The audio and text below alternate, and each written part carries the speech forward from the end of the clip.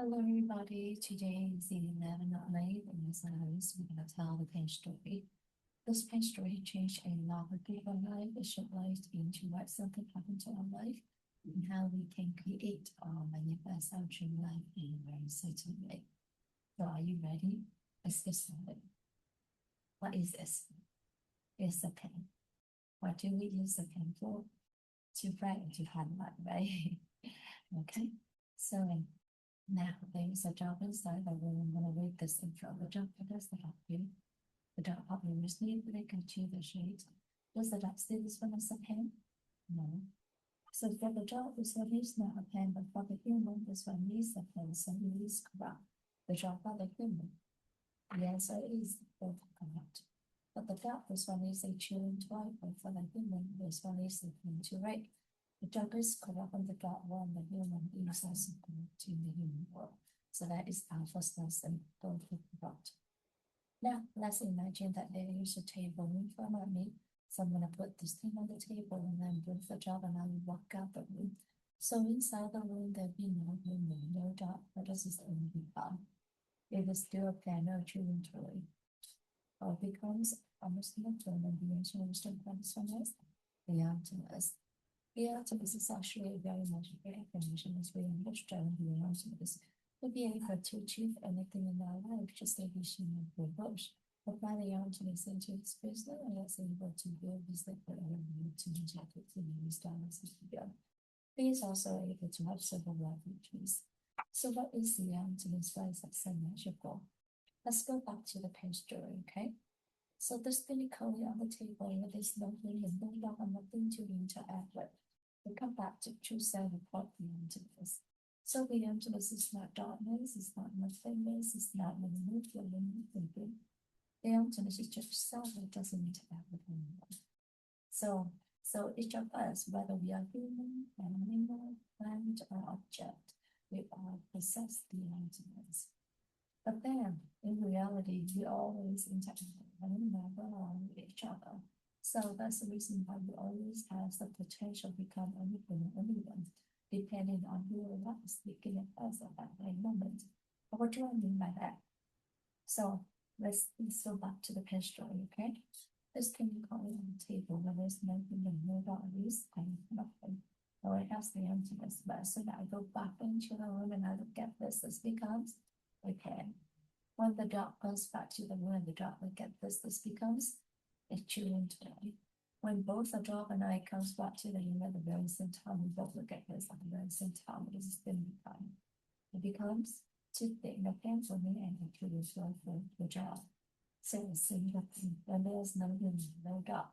It is almost nothing about the emptiness. But this also has the potential to become anything and anyone depending on who or what is looking at that very moment. So that is our second lesson. Along with the emptiness, we all have limitless potential. Now, I see this as a pen. So this pen coming from me or this pen coming from the pen itself? This pen is actually coming from me. Why am I so certain?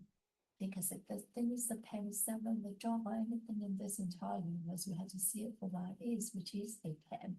But does the dog say this one is a pen? No. So this pen is actually coming from me. This pen is actually coming from my mind, and everything is actually coming from our mind. So that is our third lesson. Everything is actually coming from our mind. Now we all agree that this pen is coming from my mind, right? So I'm going to change my mind and I'm going to believe this will become diamond. Okay, so please play with me. Diamond, diamond, diamond, very nice.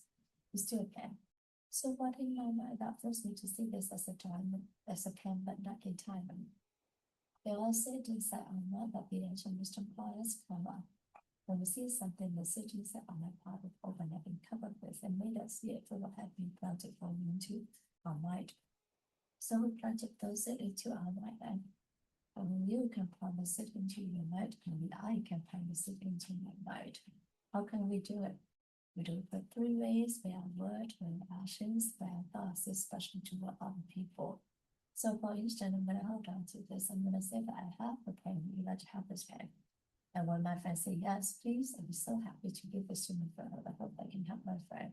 So when I do this palm open up in both things, my friend will see it. and strongly remark in my mind. A couple days later, when I see this, I recognize this one as a pen, which means that the seed of the pen is already planted into my mind. The pop of open and come of this and made a seed for what had been planted only into our mind, which is a pen. And this is how a pen become a pen, or anything surround us become what and who they are to us. In the pen story, there are several different lessons. Today we went over 4 different lessons. The first lesson is don't think about, so we learn to respect each other's opinion.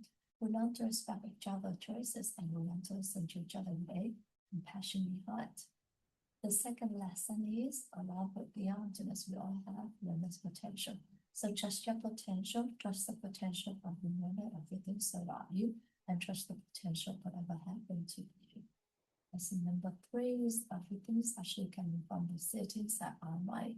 So be 100% responsible to whatever happened to you, don't blame anyone, because in the end, you are the only one who can sit into your mind.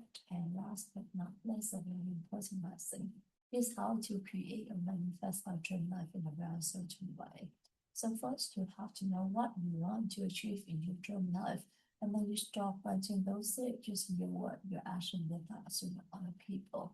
So for instance, if you want to have a happiness, then you start planting the happiness seed using your word, your action, your thoughts with other people, helping other people to be happier. If you want to have prosperity, then using your word, your action, your thoughts with other people, helping other people to be more prosperous. And just like that, whatever that you want, making sure that you use your word, your action, your thoughts with other people, helping them to get that seed, and that is the very best way for you to formally, plant the seed into your life. And one of these days, those seeds gonna sprout up, and you're gonna get a trees or something, and later on you can harvest from that.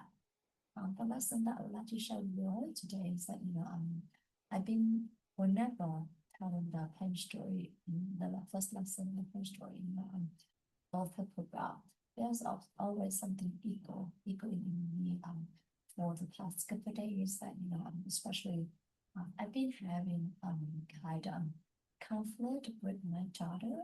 It's not big, it's just small. I realize that no matter what I say, there's something always twisted in her mind, and I was wondering how can that be possible? And is that something really, is this come to me, that is that something really coming from me or from her? And and he says, and am I really respectful for her feeling? Am I really listening to her feeling, her story and all that?